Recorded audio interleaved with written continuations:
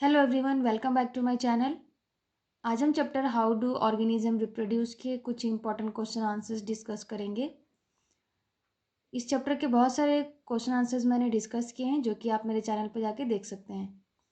तो चलिए आज का क्वेश्चन आंसर स्टार्ट करते हैं। सबसे पहला क्वेश्चन है यहाँ पे, distinguish between external fertilisation and internal fertilisation. External fertilisation और इंटरनल फर्टिलाइजेशन के बीच में डिफरेंस बताना है। बहुत ही इंपॉर्टेंट क्वेश्चन है ये, एग्जाम में काफ़ी टाइम आता है। तो चलिए इसका आंसर डिस्कस करते हैं। सबसे पहला यहाँ पे डिफरेंस क्या है एक्सटर्नल फर्टिलाइजेशन और इंटरनल फर्टिलाइजेशन के बीच।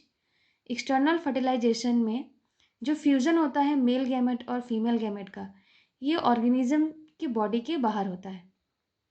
तो जिस भी ऑर्गेनिज्म में एक्सटर्नल फर्टिलाइजेशन हो रहा है उनके बॉडी के अंदर गैमेट्स का फ्यूज़न नहीं होगा, उसकी बॉडी के बाहर होगा फ्यूज़न।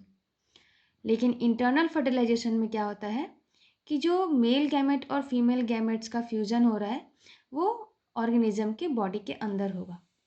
तो ये तो सबसे पहला डिफरेंस था। अब हम देखते हैं दूसरा डिफरेंस।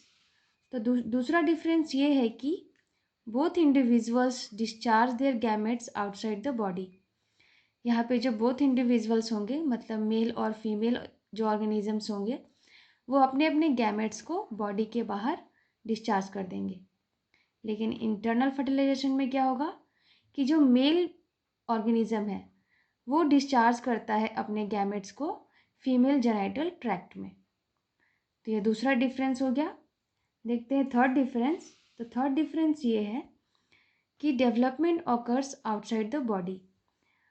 अब क्या होगा, फर्टिलाइजेशन होने के बाद जो न्यू ऑर्गेनिज्म बनेगा उसका डेवलपमेंट जो उनके पेरेंट्स हैं उनके बॉडी के अंदर नहीं होगा, उनके बॉडी के बाहर होगा। क्योंकि पहले ही हमने देख लिया कि जो फ्यूज़न हो रहा है गैमेट्स का वो भी बॉडी के बाहर हो रहा है। तो फ्यूज़न होने के बाद जो नया ऑर्गेनिज्म डेवलप होगा वो भी आउटसाइड द बॉडी होगा।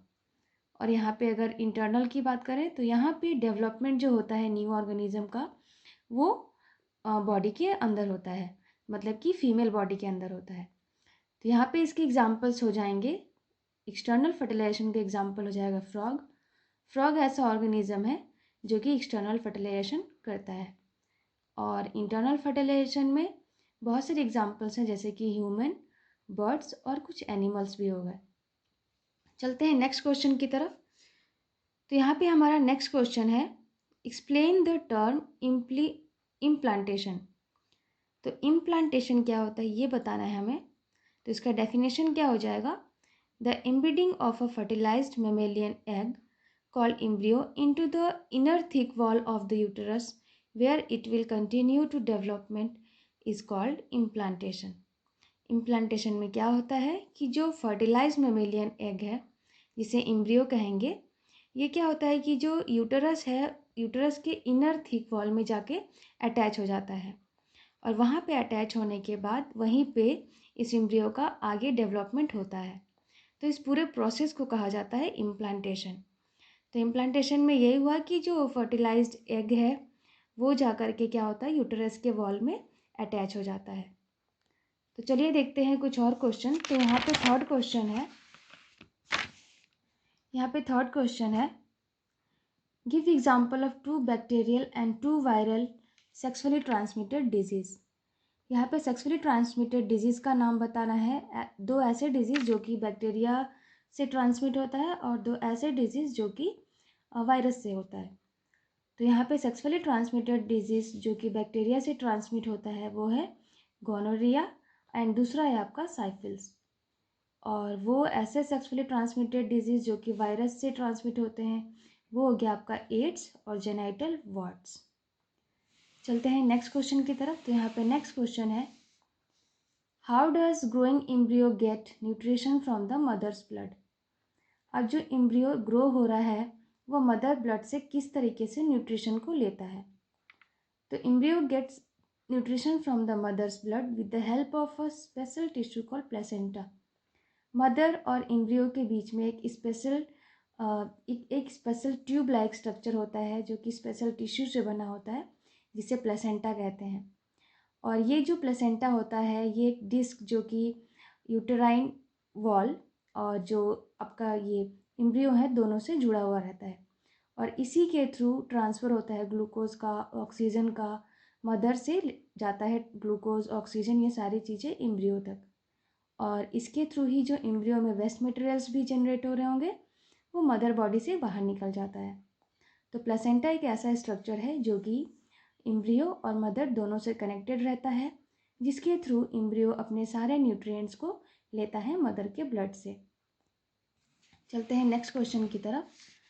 तो यहाँ पे नेक्स्ट क्वेश्चन है, write the full forms of IUCD, AIDS, AIDS, HIV and OC।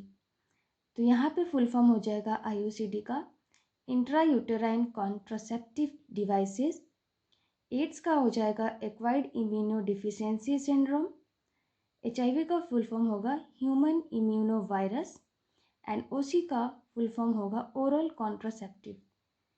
ये सारे जो फुल फॉर्म्स हैं ये कई बार एग्जाम में 1 मार्क्स में पूछा जाता है या एक साथ भी ये सारे पूछे जा सकते हैं।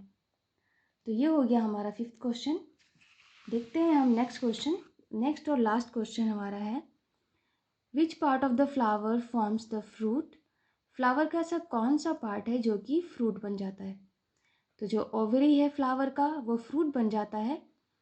और अगर सीड्स की बात करेंगे यहाँ पे तो जितने भी ओव्यूल्स हैं वो सारे के सारे सीड्स बन जाते हैं। तो यहाँ पे सिर्फ फ्रूट पूछा गया है, तो फ्लावर का जो ओवरी होता है उसी से फ्रूट बनता है।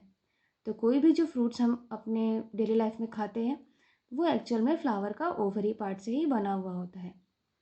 तो यहाँ पे कुछ इंपॉर्टेंट क्वेश्चन आंसर्स मैंने डिस्कस किए हैं। उम्मीद है आपको सारे क्वेश्चन आंसर अच्छी तरह समझ में आए होंगे। नेक्स्ट लेक्चर में मैं फिर से कुछ और इम्पॉर्टेंट क्वेश्चंस और टॉपिक्स लेके आऊँगी।